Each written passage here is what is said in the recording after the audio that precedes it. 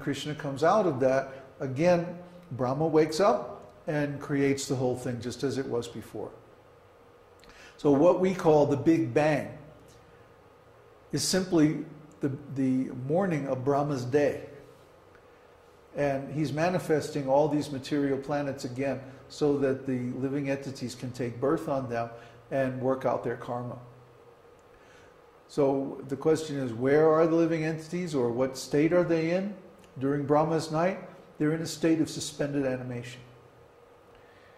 If our consciousness is materially conditioned, but we don't have a body, then it's like nothing is happening, because we have no senses, no material senses, and therefore we can't tell anything around us, we can't perceive anything around us, and it's just like blank. For example, if you go in a sensory deprivation chamber, there's no way to tell how much time is passing, because there's nothing going on. It's silent. You can't even hear your own heartbeat. It's dark. You can't see anything. There's no perceptions. So how are you going to understand the passage of time? Time is very subtle. And without material phenomena, without sensory impressions to gauge the passage of time, we find that we lose track of time. You ever hear that somebody say, "Oh, I just lost track of time"? Well, what does it mean?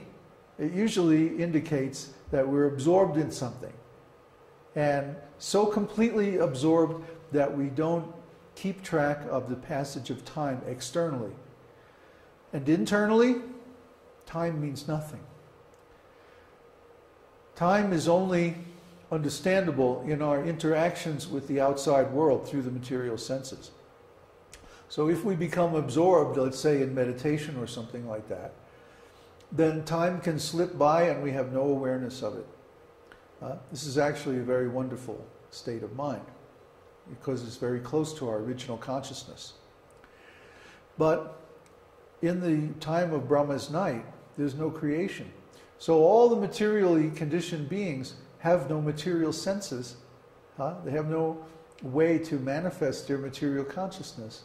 So to them, it's just like they're in a state of suspended animation, and the time slips by and nothing is going on. So who knows, maybe they sleep, or maybe they dream, who knows, or maybe we're dreaming right now. But one thing that we can be sure of is that there is no opportunity to attain self-realization during Brahma's night.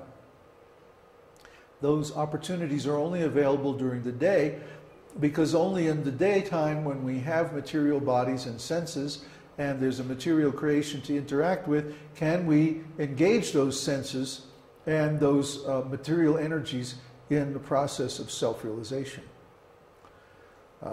So Brahma's day is actually far more auspicious for the living entities than the night, because we have the opportunity to perform bhakti yoga. Next question? From Erica. She's asking what happens, is there going to be a day where there's no more eras in this world, material world? Will Maya always exist? What happens to the souls that were not liberated? Or is this not possible? Yes, well, the principle of material creation exists eternally. The Mahat Tattva, or the Pradhan, is Krishna's external energy. And just like Krishna, Krishna's energies are eternal, even the material energy. But the Pradhan, or the Mahat Tattva, is only the principle of material creation. It's not the manifestation of material creation. The manifestation occurs when the Pradhan is agitated by time. When the Lord glances over the material energy, impregnating her with all the living entities, then time begins and the material creation actually manifests. So when the living entities, or rather when the time of the manifestation of the material creation is complete, the Lord withdraws his potency back into himself from the material creation. In other words, the living entities are reabsorbed back into the Lord. They don't lose their identity because they're eternal. But because they're in material conditioned consciousness, without a material manifestation, just like during the night of Brahma, they have no material bodies or material senses, so they can't do anything. They can't perceive anything. They're like in a state of sleep or suspended animation. That's all we know about that. It's a very obscure, very, there's not much said about it in the Vedas. Next question? Krishna Bhakti. Would it not be impossible to calculate time in relation to eternity? No way of pinpointing a specific time? No beginning and no end? That's right. In eternity, you can't calculate time because, well, what do you compare it to? In the material world, we have the rising and setting of the sun. So we calculate time in terms of days and hours and so on. But in the spiritual world, there is no influence of time like in the material world. It's eternal. So time is elastic.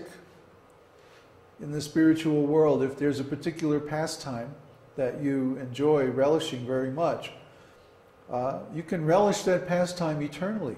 All the pastimes of Krishna are eternal. That means they have no beginning and no end. So if you like that pastime, then you can stay in that pastime as long as you like. There is no force of time. Srila Prabhupada says the force of time is conspicuous by its absence in the spiritual world. That means time is more or less elastic. It's not hard. It's not a force like it is here in the material world. In the material world, we're carried along by the waves of time whether we want to or not. It's not like that in the spiritual world. In the spiritual world, we can move through time in any way we like. It's more like space. So we don't really need clocks. We don't need to measure time because why do we measure time in the material world? Because we want to be in a certain condition at a particular time. I have to get to work on time, or I have to go to school at a certain time, or eat dinner at a certain time. So we plan our activities so that we're in that place at that particular time.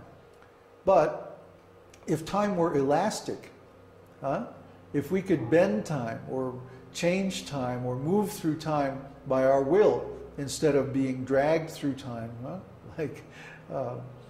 by force, then there would be no need for clocks and watches because we can go to whatever time we want and simply hang out there. That's what it's like in the spiritual world.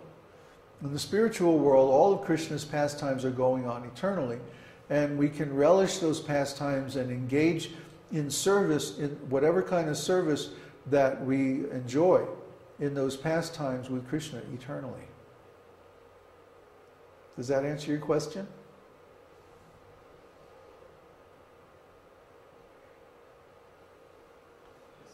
Yeah? Okay. Another question? No other question? There's one from Neva. From Neva?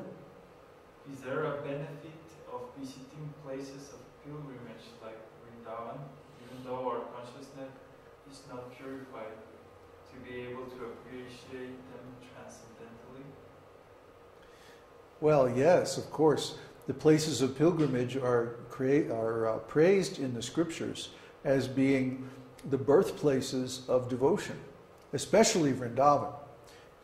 It's stated in the Shastras that if someone goes to Vrindavan for 2 weeks, or even 3 days, or even an hour, that this is the beginning of their devotion to Lord Krishna. So certainly if one has the chance, one should go to Vrindavan. Like if you go home to India to visit your parents next year, you should definitely make, at least, hop on the Taj Express and go up to, don't go to Agra, go to Mathura and visit Vrindavan. even if you only stay one day. Because just by being in Vrindavan, you will absorb the mood of love of Krishna. You'll absorb the mood of the gopis. You'll feel it. It's in the air, it's in the water, it's in the ground, it's everywhere. And you certainly feel it when you, as soon as you get off the train and get on a tanga or you know, go over to Vrindavan. You have to cross the Jamuna. Usually people take a horse cart or tanga, and it's very nice.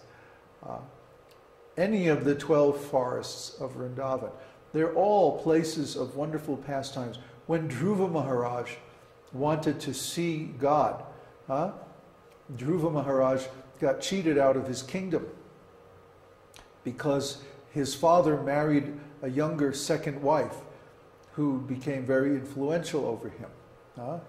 He was a little bit